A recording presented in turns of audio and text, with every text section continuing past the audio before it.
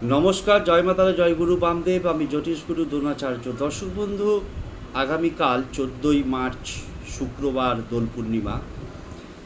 যাদের ভালোবাসার সম্পর্ক নষ্ট হয়ে গেছে, ভালোবাসার সম্পর্ক তৈরি করতে চাইছো, দাম্পত্য জীবনের সম্পর্ক নষ্ট হয়ে গেছে, দাম্পত্য জীবনের সম্পর্ক মধুর করতে চাইছো, বন্ধুত্বের সম্পর্ক মধুর করতে চাইছো, তারা কি করবে?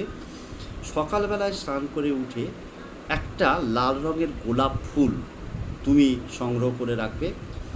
পূর্ব দিকে অথবা উত্তর দিকে আসন বিছিয়ে বসে ঠাকুরের সামনে ওই গোলাপ ফুলটাকে ঠাকুরের পায়ের সামনে রেখে হাত জোড় করে স্ক্রিনে একটা মন্ত্র দেখাচ্ছে। এই মন্ত্রটা তুমি 28 বার জপ করবে। মন্ত্রটা স্ক্রিনে দেখাচ্ছে, দেখো, ওম ক্লিং কৃষ্ণায় গোপীজন বল্লভায় নম। এই মন্ত্রটা 28 বার জপ করবে। 28 বার জপ করার পর যাকে তুমি বশ করতে চাইছো তার নামটা, অর্থাৎ বয়ফ্রেন্ড, গার্লফ্রেন্ড, হাজব্যান্ড, ওয়াইফ, পাড়া প্রতিবেশী, বন্ধু বান্ধব, আত্মীয় স্বজন, যাকে বশ করতে চাইছো তার নাম 9 বার বলবে। বলার পর কি করবে? ওই ফুলটাকে তুমি ঠাকুরের পায়ের সামনে থেকে তুলে নিয়ে এসে যে কোনো একটা জায়গায় থেতো করে সেই থেকে একটু রস বার করবে, বা রসটাকে একটা পাত্রে রাখবে।